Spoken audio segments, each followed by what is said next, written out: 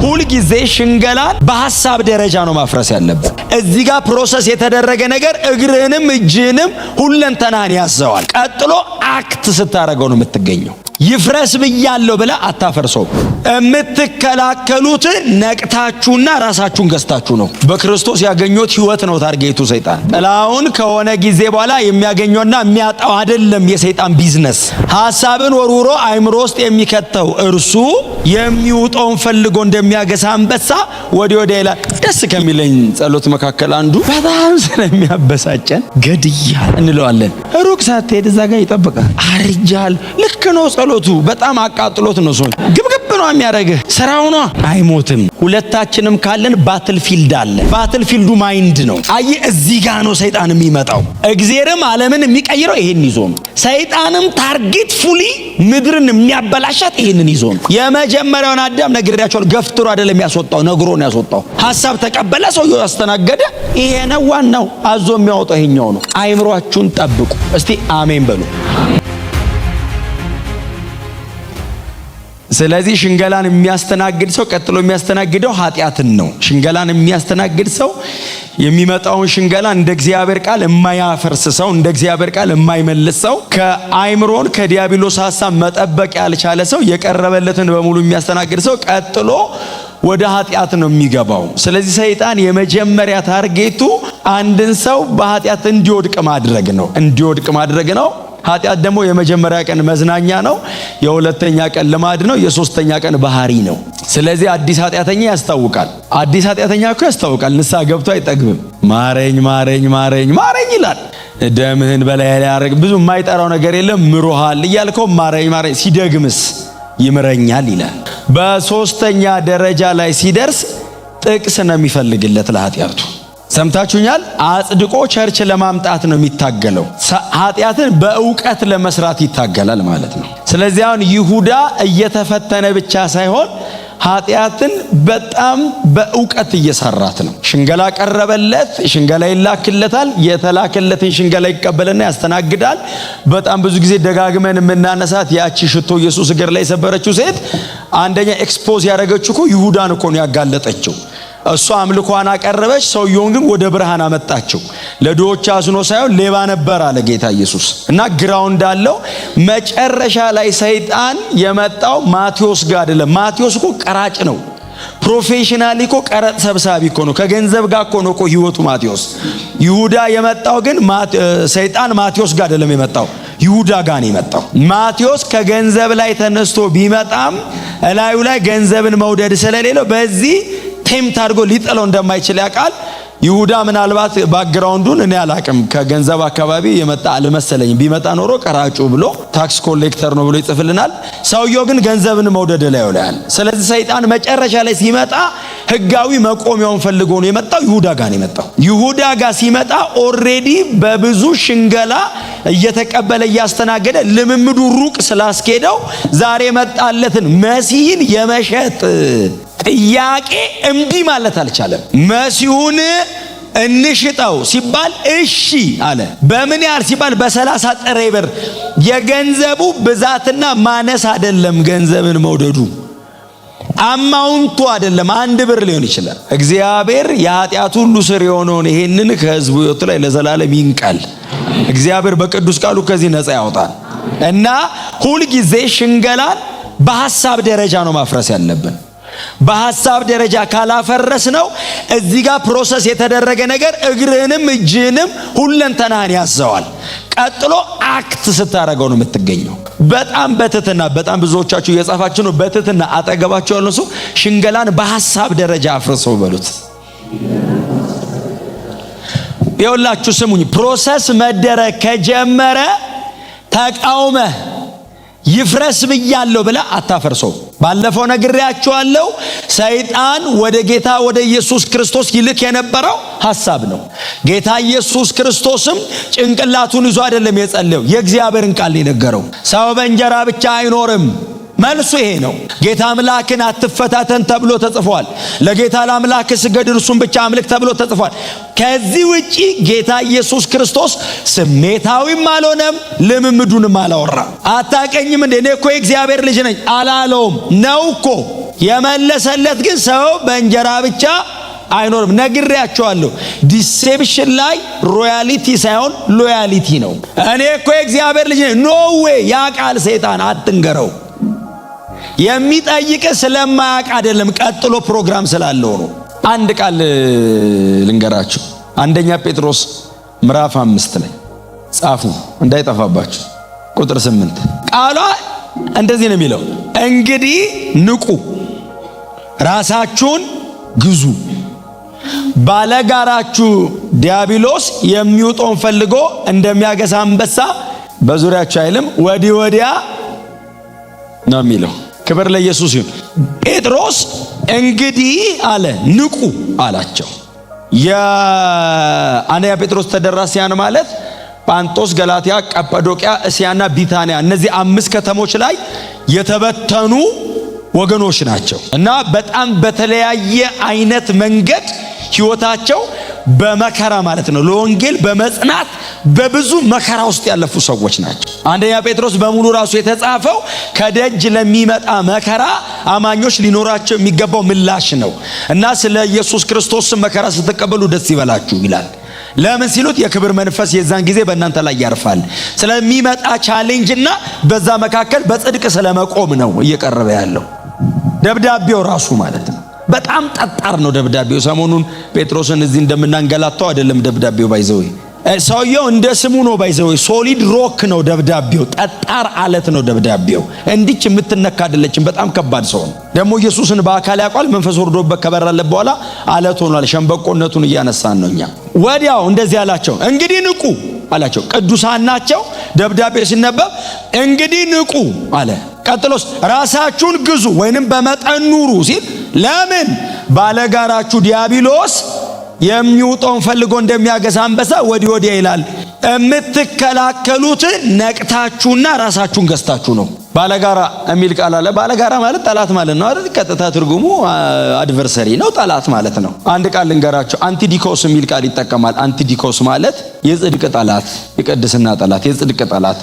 ስለዚህ ሰይጣን የመጀመሪያ ታርጌቱ የጥላውን ገንዘብ አይደለም፣ በክርስቶስ ያገኘው ህይወት ነው ታርጌቱ። ሰይጣን ጥላውን ከሆነ ጊዜ በኋላ የሚያገኘውና የሚያጣው አይደለም የሰይጣን ቢዝነስ።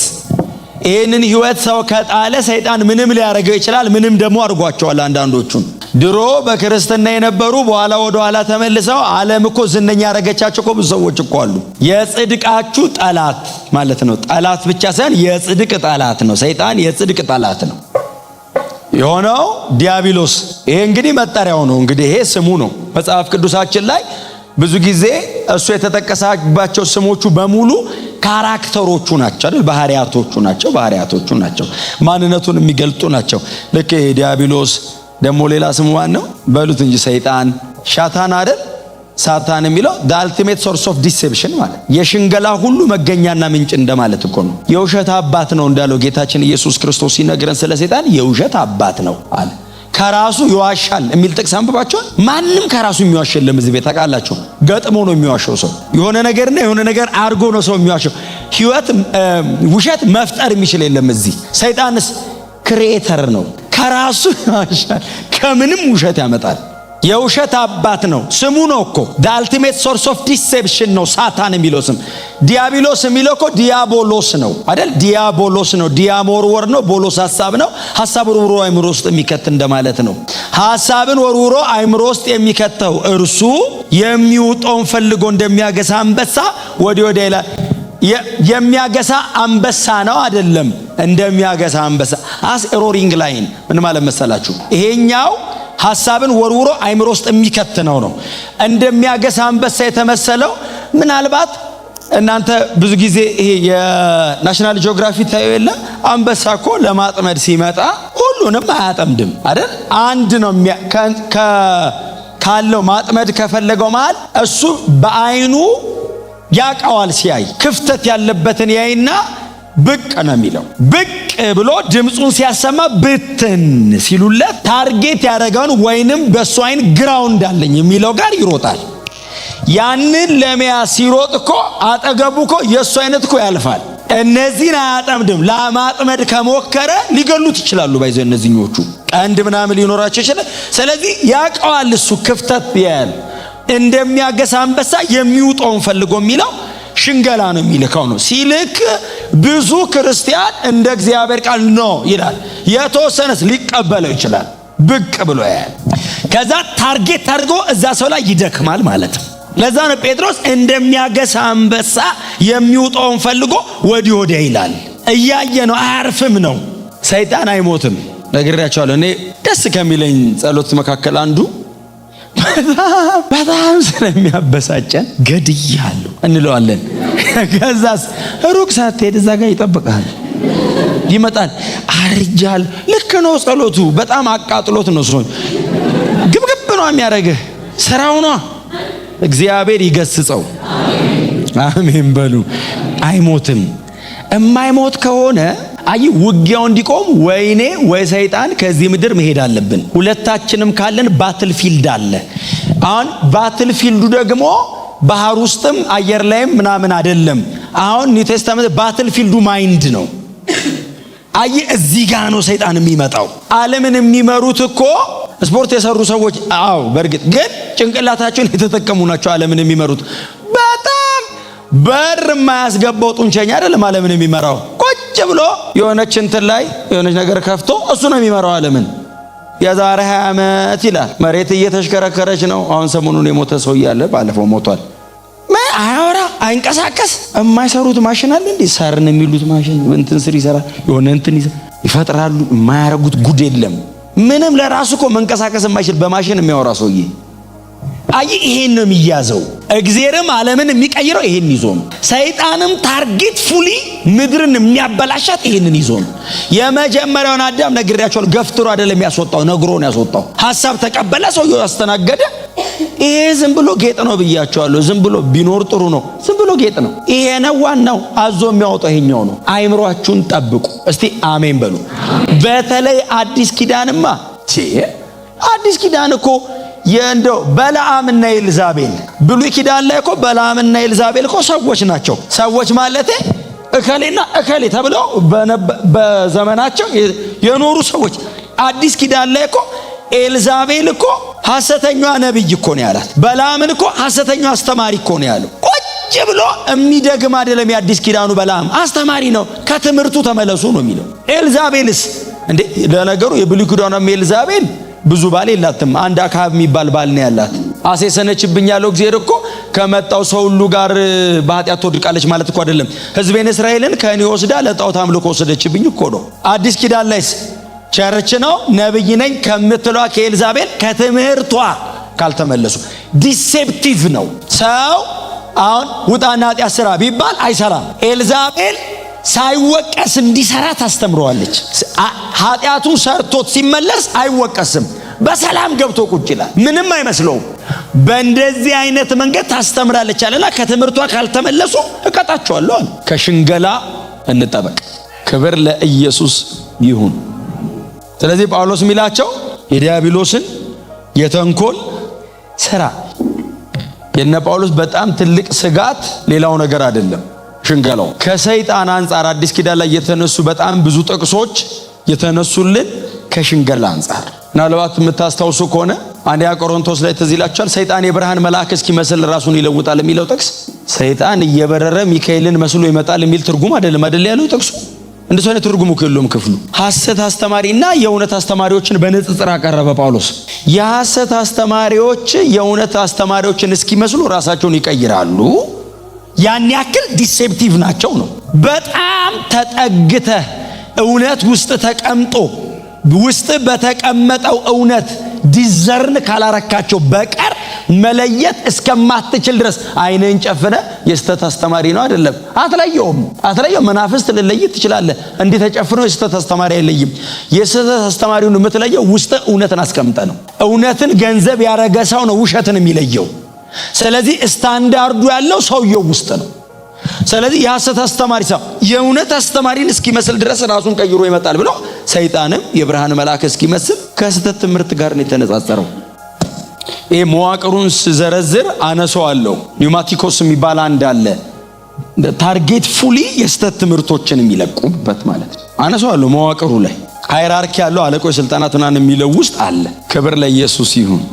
አሁን እኛ የሚመስለን ዝም ብለን የፈለግነውን እየገለጥን ስንፈላሰፍ የምንሳሳት ብቻ ይመስለናል። አይደለም። ታርጌት ፉሊ ሰይጣን ታርጌት አድርጎ ይሰራል። ሰው ከእውነት ፈቀቅ እንዲል ማለት አይምሮአችሁን ጠብቁ። በጣም ደግማችሁ በትትና ጠገባችሁ ሰው አይምሮን ጠብቅ በሉት። ስለዚህ እግዚአብሔር ይሄን ሁሉ ኢንቨስትመንት ላይ ያርጉ ጸጋ ሰጥቶን መንፈስ ቅዱስ ማደሪያ አርጉኝ ከቅዱሳን ጋር የዛ አገር ባላገር ወራሽ እንደሆን አድርጎኝ ይሄን ሁሉ ኢንቨስት አድርጎብኝ በሽንገላ ብዛት ህይወቴ ከንቱና መናወኖ ሲቀር አስባችኋል? ሶምሶን ባለፈው ያነሳነው ያ ሁሉ ኢንቨስትመንት እስራኤልን ነፃ ለማውጣት የተሰጠውን ኃይል ዳጎን ቤተ ጣዖት ገብቶ ነው ወፍጮ የፈጨበት። ሽንገላን አስተናግዶ ነው ሰውየው አገር ነፃ ለማውጣት የተቀበለውን ቤተ ጣዖት ገብቶ ወፍጮ ፈጨበት። አይኑን አወጡት። ሶምሶን ወደቀ አይደለም ያሉት፣ አምላካችን ዳጎን አሳልፎ ሰጠን ያሉት። ጦርነቱ የሶምሶን የሚባለው ግለሰብና የሆነ ፍልስጤም የሰራዊት መሪ አይደለም።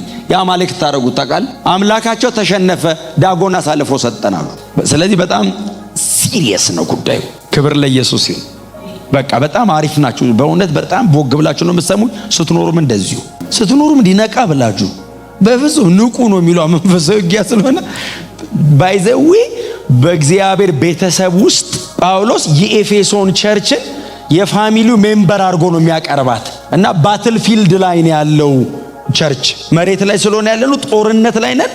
ይሄኛውም ቤተሰብ ጦርነት ላይ ነው ብሎ ነው እያቀረበ ያላት ኤፌሶንን። ጦርነት ላይ ነው ያላችሁት እና ንቁ፣ በጣም ንቁ። ሽንገላን ተቋቋሙ ነው አይደል ያለ። ምንጩን አድርቁ አይልም፣ አይቆምም ሽንገላ። ስለዚህ ሬዚስት ነው የምታደርገው። ሁሌ መንቃት የሚጠበቅብህ የሆነ ቀን አፍርሰው ከሽንገላ ነፃ የሚባል ቀጠና ስለሌለ ነው። ሁሌ አለ። ሌቭልህን እየጠበቀ በሌቭልህ ይመጣል። በጣም ስትበስል በሰል ብሎ ይመጣል። ልጅ ስትሆን ልጅ ነው ጭፍራ ነው የሚላከው። በጣም ማቹር ያረክስ ስትሄድ አሁን በእንትን ደረጃ ስትሆን በዛ ደረጃ ያለው ይመጣል። መሲህ ለመሸንገል ካልተመለሰ ምንም ሌቭል ላይ ብንሆን ከመሸንገል አይመለስ። መሲህ ለመሸንገል ካልተመለሰ ጌታችን ኢየሱስ ክርስቶስ ደግሞ ፍለጋውን ትቶልን ሄዷል። እንዴት እንደምንከላከል ምልክት አስቀምጦ ሄዷል ኢየሱስ። ክብር ለስሙ ይሁን። ስለዚህ you have to be serious። ይቀጥላል ጳውሎስ እንዲቻላችሁ የእግዚአብሔርን ዕቃ ጦር ሁሉ አንሱ የሚል ቃል አለ አይደል? የእግዚአብሔር ምናልባት ሽንገላ የሚለውን ቃል እናንተ ሜቶዲያ የሚል አንድ ቃል የሚጠቀመው ሜተድ አንደ ማለት ሜቶዲያ የሚል ቀጥሎ የእግዚአብሔርን ሙሉ የጦር ዕቃ የምትል ቃል ይጠቀማል ጳውሎስ። እሱን ያው ከታች በደንብ 7 የጦር ዕቃ ስለሚዘረዝር በጣም ባይዘው ፉሊ አርምድ የሆነ ወታደር ነው ጳውሎስ የሚያቀርበው። ፉሊ አርምድ የሆነ በጣም የታጠቀ ማለት ነው። ብረት ለበስ ነው ሰውየው። አይታችሁታል? የዚህ ኤፌሶን 6 ሰውዬ እናንተ ማለት እኮ ናችሁ። አሁን እንደዚህ ቲሸርት ምናምን ለብሳችሁ ሰይጣናውን ሲያዩ አንድን ክርስቲያን ፉሊ በቃ ሄቪሊ አርምድ ነው። በጣም በከባድ ሁኔታ ታጥቆ ይቆማል። ጭንቅላቱ ብረት ነው፣ ደረቱ ብረት ነው፣ እስከ ጉልበቱ ድረስ ነሐስና ይሄ ከነሐስ የሚሰሩና ሌዘር ነው እስከ ጉልበቱ። ከዛ ጫማው ከስር ብረት ነው። ከዛ ላዩ ላይ 2 ንጣፍ ያለው ሌዘር አለ። እንደገና ይሄ ዙሪያው 4 ማዕዘን ብረት ነው። መሃል ላይ 3 ሌየር ያለው ሌዘር አለ። ከጀርባው ደግሞ እንደዚህ እንትኑ ላይ ያረፈ ደግሞ ፍላጻ የሚወረውረው አለ። ጎኑ ላይ ደግሞ የሚታጠቀው ሰይፍ አለ። ምን እንደምትመስሉ እዩት። እንደኔ ልብሳው ዘንድሮ እንዲህ ለብሶ ይዋጋል እንዴ? እንደዚህ ለብሶ ጦር ሜዳ ቢሄድ ለትርኢት ካልሆነ ጳውሎስ አላፊ ከሆነው ከዛ ዘመን የጦር ትጥቅ ዘላለማዊ እውነት ድራይቭ አረገ እና ኤፌሶን ቸርች ያለ አንድ ክርስቲያን ሲነበብለት አንድ በሙሉ ቁመናው ያለ የሮም ወታደር ይታየዋል እና እንደዚህ ነህ ነው የሚለው። ድነት አለ፣ ላይ ጽድቅ አለ፣ እምነት አለ፣ የተጻፈው ቃል አለ፣ የጊዜው ቃል አለ፣ የሰላም ወንጌል ዝግጁነቱ አለ፣ የጊዜው ቃል አለ፣ ቀጥሎ ጸሎት አለ። 7 ነገር ታጥቋልና የእግዚአብሔርን ሙሉ የጦር ዕቃ የሚለውን እሱን ስንደርስበት በጣም በዝርዝር ዛሬ አንዱን ጀምሬው እንሂድ። ቁጥር 12 መጋደላችን ከደምና ከስጋ ጋር አይደለምና የሚል ቃል አለ። ያስደስተኛል ይሄ ቃል። መጋደላችን ከደምና ከስጋ ጋር አይደለም ማለት የመጀመሪያ ጠላታችን ስጋና ደም አይደለም ማለት ነው። የስጋና ደም ጠላት የለንም ማለት አይደለም ትርጉሙ። እንዴ ስንት ክፉ ሰው አለ። የስጋና ደም ጠላት የለንም ሰን ዋና ጠላት ግን እንዲህ ተንበርክከ ልቀቅ የምትለው ግን መጋደላችን ከደምና ከስጋ ጋር። አሁን ጳውሎስ የሚያቀርባት እቺ መጋደል የምትለው ቃል መጋደላችን የምትለው ቃል አንድ ቃል ይጠቀማል። ፓሌ የሚል ቃል ይጠቀማል። በጣም ሽርፍ ያለ ቃል ነው ፓሌስትራ ማለት። ፓላስ የሚለውን ቃል ያገኘንበት ቤተ መንግስት ማለት። መጋደልና ቤተ መንግስት ምን ያገናኝ? ጳውሎስ እኮ ሩቅ ነው ሰውየው። እሱ በገባው መጠን መረዳት በጣም አዳጋች ነው። እንግዲህ እኔ እንደዚህ እያለፍኩ ነው እንግዲህ እያወራሁ ያለሁት። እንግዲህ ለኤፌሶን ቸርች ዝም ብላችሁ ሳሉት እናንተ 3 ዓመት አስተምሯቸዋል። ቀጥሎ ጢሞቴዎስ ነው ፓስተሩ። ገና ቲኔጀር ሆኖ ከእናቱ ላይ ወስዶት በጣም አብስሎት ነው ቸርች ያመጣውና ዝም ብላችሁ ሳሉት ጢሞቴዎስን። እቺን ቃል እንዴት አድርገው እንደሚረዱት አስቡት። ኤፌሶን እና ፓሌስትራ በሮምና በኤፌሶን ያለ አንድ ቦታ ነው። የትግል ሜዳ ነው። በጣም ዲኮሬቲቭ ነው። በጣም ግዙፍ ነው። በጣም ነው የሚያምረው። ልክ እንደ ባሪያ ንግድ እንደሚከናወንበት እንደ አጎራው ሁሉ በሮምና በኤፌሶን ያለ በጣም ትልቅ የትግል ሜዳ ነው እና ፓሌስትራ አንድ ሰው ሲገባ የታወቀ ነው። ከጳውሎስ መጋደላችን የምትለውን ቃል የሚጠቀመው ነው። አንድ ሰው ፓሌስትራ ከገባ የታወቀ ነው። ስለሚታወቅ አሁን በእኛ ዘመን ፈርሞ እንደሚገባበት ማለት ነው። ፈርሞ ነው የሚገቡት። ወይ እሱ ይገባል ወይ ቤተሰቡ ፈርሞለት ይገባል። ከዛ ውድድር መውጣት የሚችለው ወይ አሸንፎ ነው ወይ ሞቶ ነው የሚወጣው። ተዘርሮ አይወጣም። ፊት ለፊቱ ያለው ተጋጣሚው ሲገለው ነው የሚያሸንፈው። ስለዚህ ጳውሎስ መጋደላችን ሲል ኒው ቴስታመንት ላይ ያለ ስፒሪቹዋል ዋርፌር እሱ ሲሪየስ እያለ ነው። ፊት ለፊት ያለው ጠላት በምንም አይነት ሚንስ ለመግደል ነው ታርጌት እያደረገ ያለው። ሰይጣን ሲሸነግል ሲያባብል በጣም የምትወደውን ነገር እያቀረበል ልብህን ሲያማልለው ታርጌቱ መግደል ነው። አሁን ጌታችን ኢየሱስ ክርስቶስ በመስቀል ሞት ድል አድርጎታል ሰይጣንን። የቀረው አፉ ነው የሚሸነግልበት። እኛስ ከጭንቅላት እስከ እግራችን ታጥቀናል። እሱ ራቁቱን እኛ ታጥቀን ገብተን እኮ ይበታተነናል። አንዳንዴ እያወራ እንዳንተ አይነት እኮ የለም እያለ አይቁመና ሲለ እንዲህ ብለህ ያለ መዋጋት አለባበስ ይላል፣ ዝና ይላል። እና ፓሌስትራ ውስጥ እንግዲህ ያው ተመጣጣኝ ናቸው ተጋጣሚዎቹ። ተመጣጣኝ ስለሚሆን የኛ አይነት አይደለም ጳውሎስ እንደ ምሳሌ ያቀረበው እንጂ እነሱ ተመጣጣኝ ናቸው። ልክ አሁን ቦክሰኞቹ እንደሚጋጠሙበት አይነት ቁንጣ አይነት ነገር ብቻ ነው የሚለብሱት። ከዛ ውጪ ኔክድ ነው የሚሆኑት። ልብስ አይለብሱም። እስከ ክንዳቸው ድረስ ብረት ያጠልቃሉ። ከዛ እዚህ ላይ 3 ኢንች ሹል ብረት አለው ላይ እና ክንዳቸው ድረስ ይግጥም ይላል። ስለዚህ ተጋጣሚው ከፊት ለፊቱ ሲመጣ በጣም በጥንቃቄ ነው የሚጠብቀው። እጁን ተከፍቶ ይሄኛው ሲሰነዝር እጁን ካስገባ ፊቱን ካገኘው በዛ ብረት ዲፎርምድ ነው የሚያደርገው። እሱ ብቻ አይደለም መገንጠል ብቻ አይደለም ደጋግሞ መጥቶ ይገለዋል። ስለዚህ አንዴ እጁን ከፍቶ የማስገባት እድል ሰጠ ማለት ቀጥሎ የመኖር እድሉን እያጠበበ ነው የሚሄደው። በጣም ሲሪየስ ነው። እጅና እጁን ማስተካከል ብቻ አይደለም አቋቋሙን ያስተካክላል። ጌታችን ኢየሱስ ክርስቶስ አንዴ እንዲህ የትግል ሜዳ ንግግር ተናግሯል። የዚህ ዓለም ገዢ ወደ እኔ ይመጣል አንዳች የለውም የሚል ቃል አንብባችሁ ምን ማለት መሰለ? ተስተካክዬ ነው የቆምኩት አለ። እግሬን ከፍቼ አልቆምኩም አለ።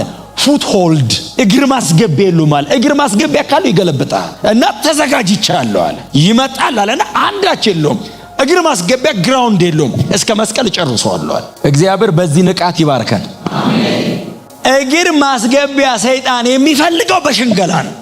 ስለዚህ ፊት ለፊት ያለው ጠላት በጣም በትጋት የሚሰራው አንተን ከሰው የተለየ አድርጎ ከፍ ለማድረግ ሰው ለመግደል ነው። ጌታ ኢየሱስ ክርስቶስ በጣም በግልጽ ዮሐንስ ወንጌል ምዕራፍ 10 ቁጥር 10 ላይ እንደዚህ ያለን እኔ ሕይወት እንዲሆንላችሁና እንዲበዛላችሁ መጣዋልና ሌባው ግን አልቲሜት ግቡን ነገረን። የሰይጣን የመጨረሻ ግብ ሊሰርቅ፣ ሊያርድ፣ ሊያጠፋ ነው እንጂ አለና ስለሌላ ስለምንም አይመጣም አለ። በጣም ቢኬርፉል። የፈለገ ወደ ላይ ቢያወጣ ጌታ እንደዚህ አለ፣ ስለሌላ ስለምንም ማረድ ነው፣ ማጥፋት ነው፣ መግደል ነው አለ። የተቀበላችሁትን ሕይወት ጠብቁ። በደንብ አሜን በሉ። ለድነታችሁ ቫልዩ ዋጋ ስጡ። ድነታችሁን እግዚአብሔር አንድ ልጁን የከፈለው ጥላሁንን ባለጠጋ ለማድረግ አይደለም፣ የዘላለም ሕይወት ለመስጠት ብቻ ነው። ለዚህ ብቻ ነው። ሌላ ግብ የለውም። እግዚአብሔር የለውም። እግረ መንገድ መሆን ያለበት ነገር ካለ ይሁን። በእናንተ ሕይወት ላይ ማግኘት ሊሆን ይችላል። ኦፍ ኮርስ በተመጣጣኝ መጠን ደግሞ ማጣት ሊሆን ይችላል። በጣም ሰው ሊያውቃችሁ ይችላል። ቀጥሎ ማንም ከነመፈጠር ላያውቅ ይችላል። ይሄ አይደለም ግቡ። ሕይወት ነው፣ የዘላለም ሕይወት። አይ በዚህ ሪጆይስ እያረክ መኖር መቻል። ኢየሱስ አለኝ ብለህ ብቻህን እየዘመርክ መኖር ሰይጣንን ባዶ እጁን የምትለካው እንደዚህ አይነት ክርስቲያን ስትሆን ነው እንጂ ምን የለኝም እንዴት ይባላል? ያለህን ጀምር እስቲ። ኢየሱስ ብለህ ከጀመርክ ምንድን ነው የሌለህ? ባይኖርስ ቢቀርብስ? ያለ ጊዜው መጥቶ ጥርግርግ አድርጎ ይዞኝ ከሚሄድ እኮ ቀስ እያለ እየመጠነ ቢሰጠሽ። እኔ ሁሌ እናገራለሁ። አሁን ልጄ እኔ ምንም የኔ የምለው ነገር በሙሉ እኮ የነሱ ነው። አሁን ግን ብድግ አድርጌ እሰጠዋለሁ እንዴ? ብር አልሰጠውም። የማልሰጠው እኮ የሱ ስላልሆነ ወይም ስለምጣለው አይደለም። አይችለውም። ከእድሜው የሚበልጥ ሰጥቼው ምን እንደሚያደርገው አያውቅም። አሁን እኮ ምንም ገንዘብ የሌለው ሰው ኪሱ የሞላ ቀን እኮ በየካፌው ይገባል። ድሮ የሚጸልይ ሰውዬ እዚህኛው ካፌ ገብቶ ወጥቶ እዚህኛው ምንድነው መሆኑ ይላል። ኪስ ሞልቶ እኮ ነው። ለዛ እኮ ነው እግዚአብሔር የዕለት ነው የሚሰጥ። ለቁርስ ለምሳ ለራት ቁርስ ላይ ከጨረስኩ ምሳና አበላም እየቆጠብክ መንፈሳዊ የምትሆነው እንደሱ ከሆነ እንደሱ ያኖራል። አሁን እኛ ባረከኝ የምንለው ገንዘብ ሲኖረን ነው። ለምንድን ነው ኢየሱስን ማንቆጥረው? የትኛው ባለጠጋ ነው በገንዘቡ ኢየሱስን የገዛው? የትኛው እኔ ነኝ ያለ ትልቅ ሰው ነው ኢየሱስን በገንዘብ ብዛቱ በመታወቅ ያገኝ? የለም። በነፃን የተገኘው የመጨረሻ ውድ ነው። ግን በእውነት ነው የምላችሁ፣ በጣም እጅግ በጣም መጠን የለውም ለክብሩ፣ ግን በነፃ ነው። ውድ ነገር ብዙ ጊዜ በነፃ ነው። እግዚአብሔር በጣም ማንችለው በነፃ ነው። አየር በነፃ ነው። ለመኖር ከምግብም ከውሃም በላይ ኦክሲጅን ነው፣ በነፃ ነው። ብትከፍል እንደ ምግብ የኦክሲጅን ክፈሉ ብትባል ቆጣሪ እዚህ ላይ ቢያስቀምጥ ስትጠር ቢል በልጅነት ወደ ጌታ አከፍለውም ሳትበላ 3 ቀን ትቆያለህ። ያለ ማመድ ከ5 ቀን 7 ቀን ትቆያለህ። ያለ ውሃም የተወሰነ ትቆያለህ። ያለ አየር ብራዘር አየር ትጾማለህ እንዴ? ኦክሲጅን የሚጾማለህ እዚህ ከምግብ ነው የምጾም። ጾም ጸሎት ሲባል እኮ የአየር የለም። የአየር ወደ ጌታ ነው የምትሄደው። እንደዚህ አፍነ ለጌታ ክብር ካልክ በ5ኛው ደቂቃ ወገኖችን ጠርተህ ምን እውነቴን እኮ ነው። ዋና ነገር ነው፣ በነፃ ነው። ለመኖር የመጨረሻ አስፈላጊውን ነገር እግዚአብሔር በነፃ ነው። ኢየሱስን ምንም ጽድቅ ሰርተ ምንም ሰውነትን ቧጠ ምንም ታግለ አታገኘውም፣ በነፃ ነው። የሆነ ነገር ማግኘት፣ መንፈሳዊ የሆነች ነገር መቀበል፣ የሆነች ነገር ለማወቅ ምናምን ትጸልያለህ፣ ታጠናለህ ምናምን፣ ህይወት በነፃ ነው። ይሄን ቫልዩ ማድረግ ከቻልክ 50% መንፈሳዊ ሕግ ትቀንሳለህ። ይሄንን ማየት ካልቻልክ ግን ሰይጣን በጣም አድቫንቴጅ ያገኛል። ይሁዳ ኢየሱስን ቫልዩ ማድረግ አቃተው። 30 ጥሬ ብር በለጠበት ታውቃለህ። አንተ ሰው ሳልቬሽኑን ይሸጣል፣ አንተ አውጥቶ ሸጠው ድነትን የዘላለም ህይወትን ሸጥ አውጥቶ ኢየሱስን ማርኬት ላይ ያቀረበው ታውቃለህ። በጣም ሲሪየስ ነው። አትታለሉ። ችግር የለውም። ነገ ንስሐ ገባለሁ አትበሉ። ነገ ባይኖርስ? ነገ የሚባል ቀን ባይመጣስ ራሱ ዛሬ አሁን ቢያልቅስ ለነገ አታሳድሩ። ጭርስርስ ታርጋችሁ ደሩ ለሌት ተመጣም በዛው። እውነቴን ነው የምላችሁ። ክርስቲያኑ በሙሉ ሄዶ ጠዋት ከሌላ ሰው ጋር እንዳትጨባበጡ፣ ደህና ደርግ እንዳትሉ፣ ሌላ ሰው ወጣችሁ ጨረሳችሁ ደሩ። በፍጹም ከሰይጣን ጋር አሳይመንት አትያዙ። ድካም ሊኖር ይችላል፣ ግደሉት፣ እናውጡ። በቃ ጸጋ አለ። ማንም ችሎ በንጽህና የኖረ የለም። የእግዚአብሔር ጸጋ አለ። ቀጥሎ ግን ወስኑ። ክብር ለኢየሱስ ብቻ ይሁንለት። ስለዚህ ጳውሎስ የሚያቀርበው ፓሌስትራው በጣም ስፒሪቹዋል ዋርፌር በጣም ሲሪየስ ነው። ቀጥሎ ፓሌስትራን ሲያቀርበው ሰይጣን የማይሞት ከሆነ እኔም የምኖር ከሆነ የላይፍ ታይም ነው ማለት ነው። አሁን ፊት ለፊት ያለው ጠላት የማይሞት ከሆነ የእድሜ ልክ ነው ማለት ነው ጦርነቱ። ስለዚህ ሁሌ እንደተዘጋጀ ነው የምንኖር። ከመጸለይ ከመትጋት በቅዱስ ቃል ውስጥ ከመኖር በቅዱሳን ህብረት ውስጥ ከመቀላቀል ነፃ አትወጣም ማለት ነው። ይሄ ህይወት ይሄንን ዲሲፕሊን ከኛ ይፈልጋል። ዋርፌሩ ይሄንን ይፈልጋል በጣም ሁሌ በተቻላችሁ መጠን ማለት ነው። ቱ ዘ ማክሲመም የምትችሉትን ሁሉ አድርጉ። ቀጥሎ የእግዚአብሔር ጸጋ በሙላት አለ። አሜን ነው። እግዚአብሔር ጸጋውን አያጎልም በእኔ ስንፍና እንዳይሆን እንጂ። ትንሽ ለማንበብ መጽሐፍ ከከፈትኩኝ የእግዚአብሔር ብርሃን አለው ውስጡ። ለማንበብ ነው ትግሉ። እኛስ አንከፍተው ይዋጋኛል እንላለን። ሰይጣኑ ራሱ እኔ የለሁበትም ይላል። እዛ ጋር ቆሙ። ስንፍና ነው።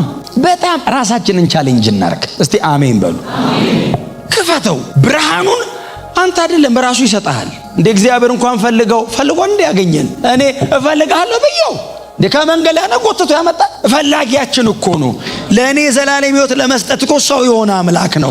እፈልጋለሁ ብየው እንኳን ውስጥ ተቀምጦ በርከክ ብቻ በል። ስንበረከክ ይደክመኛል፣ ይገርምሃል፣ ጉልበቴን እንቅልፌ ይመጣል። ተኛ፣ ተንበርክከ ተኛ በጌታ ፊት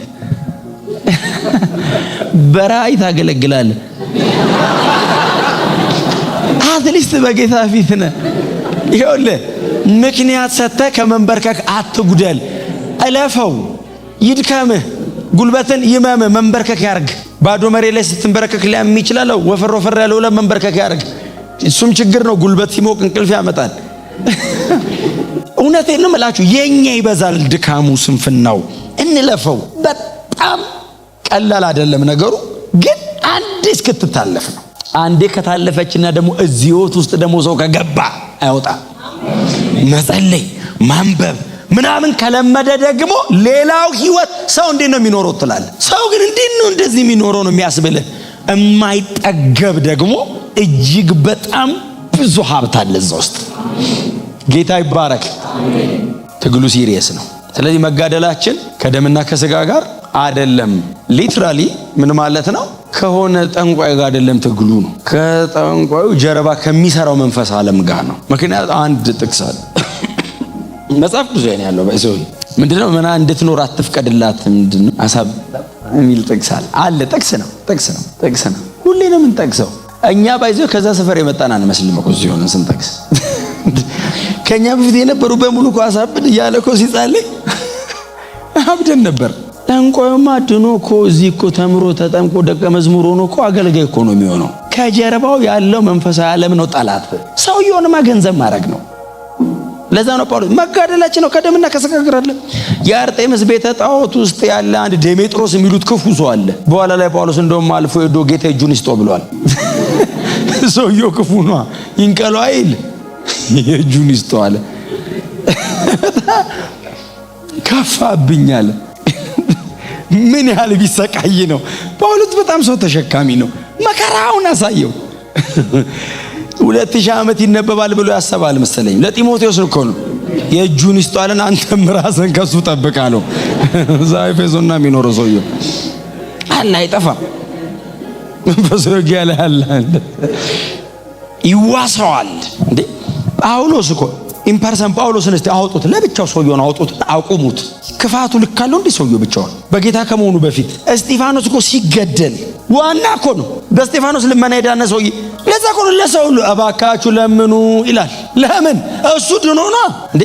እግዚአብሔር ወደር የሌለውን ምህረቱን ያሳይ ዘንድ ከኃጢአተኞች ዋናውን እኔን አዳነኝ አለ። እኔ ኃጢአተኛ ነኝ አይደለም ያለው፣ ዋናው ነኝ አለ። ቢገልን ነበር የሚገለኝ አለ። ዳንኩ አለና ይገርማል። ድሮም እኮ ዕቃና ነበር አይደለም ያለው። ወደር የሌለው ምህረት አለው። ፐርሰኑ ገንዘብ መሆን ይችላል። አሜን ነው። የስጋና ደም ጠላት የለንም አይደለም። ጌታ ኢየሱስ ክርስቶስ ተናግሯል። ጠላት ሲራባ ብለው የሚለው መቼስ አጋንንቱን አይደለም ሰይጣን ነው ታግንተታ ብለዋል። እሱ አይደለም። ሰው ክፉ ሰው አለ። የሰውን ጠላት የምታሸንፈው በፍቅር ነው። ጠላት ሲራብ ስታበላው፣ ሲረግምህ ስትመርቀው፣ አንድ ሲጠይቅህ ሁለት ስታረግለት፣ በዚህ እላዩ ላይ የእሳትን ፍም ታስቀምጣል። በቃ ውልቅልቅ አርጋ ገንዘብ ታረጋዋለህ። በፍቅር ነው። ንቀለው ብል አይነቀል እንዴ። ሶምሶን ትዝ ይላችኋል። በአዲስ ገመድ አሰሩት ይላል። የገዛ ወገኖቹ ናቸው። ድብጥ አርገው ሲያስሩት እንደዚህ ያላቸው፣ እንዲህ እንዳሰራችሁኝ አላቸው። ፍልስጤም መንደር ጣሉኝ አለ። እዚያ አይሰራማ፣ ወደ ጎን አይሰራም። እንትን ወንድሞች ላይ አይሰራም። ቀጥቀጥ ያረጉት ይቀጠቀጣል። ባይዘው አይወርድም፣ ላዩ ላይ አይመጣም። እንትኑ ልክ ፍልስጤም መንደር ወስደው ሲጠሉት ይላል የተልባ እግር እሳት ላይ ያረፈ ይመስላል አለ። ብጥስጥስ ታረገው ይላል። እዚህ ሰፈር በፍቅር ነው። ጎናቸው ያለው እንድትባረክ ጸልይላለሁ በሉት። በቃ ነቅለው ማየን ከሆነ መባረክ ነው። ዋርፌሩ እንደሱ ነው። የስጋና ደም ከሆነ በዛ መንገድ ዲል አድርጉት አለን ጌታ ኢየሱስ። ጳውሎስ እያወራ ያለው ሰዎቹና ሲያነቃቸው ይሄ የፓሌስትራው ግጥሚያ የህይወት ዘመን የሆነው ትግል ከስጋና ደም ጋር አይደለም አለና ከዛ ቀጥሎ መንፈሳዊ መዋቅሮችን ያስቀምጣል። እነዚህን መዋቅሮች የሚቀጥለው ሳምንት አነሳቸዋል። ቆላስያስ ላይ አንስቻለሁ አይደል? የብርሃኑን ነው ያነሳሁት። ጳውሎስ ይለየዋል ከዚህ ከጨለማው ዓለም ብሎ ይለየዋል። ስለዚህ ይሄኛው የብርሃን ዓለም ነው። እኔና እናንተ ያለንበት ዓለም የብርሃን ዓለም ነው። ያኛው የጨለማ ዓለም አለ። የብርሃን አለመኖር ብቻ አይደለም ያኛው ጨለማ ፐርሰንም ነው። ጌታ ኢየሱስ ክርስቶስ የናንተና የጨለማው ሰዓት ነው አይደል ያላቸው? በቃ እንደ ፐርሰን ነው የጠራው። ስለዚህ ያኛው ኪንግደም ነው፣ ይሄኛው የብርሃን ነው። ድል አድራጊው፣ አሸናፊው፣ ዘላለማዊው በክብር የተሞላው ይሄኛው። በዛኛው ዓለም ላይ ያሉ አሉ ብሎ ጳውሎስ 1-4 የሚሆኑ አስቀምጧል። አለቆች፣ ስልጣናት፣ ኃይላትና የክፋት መንፈሳውያን ሰራዊት አርኮን፣ አርኮንታስ፣ ኩሪዮትስ እና ኮስሞክራተርስ የሚላቸው ጀነራል፣ ኮማንደር፣ ሻለቃ፣ መቶ አለቃ፣ ተራ ወታደር ምናምን እንደማለት ነው። በሚሊተሪ ሳይንስ ነው መንፈሳዊ ዓለም ላይ ያሉትን እነዛን ግዙፍ አካላት ጳውሎስ ያቀርባቸዋል። ክብር ለኢየሱስ ይሁን። ስለዚህ ከዋናው ከወደቀው ከአርክኤንጅሉ ከዲያብሎስ ቀጥሎ በእንደዚህ አይነት መንገድ ጳውሎስ በዚህ መዋቅር ያስቀምጣቸዋል። በመዋቅር እናየዋለን። ከዛ ለማፍረስም ይመቻል። በእውቀት ሲሆን አንዳንዱን ተቃውመን አንዳንዱን ኖረን እንጥለዋለን። ክብር ለኢየሱስ ብቻ ይሁን።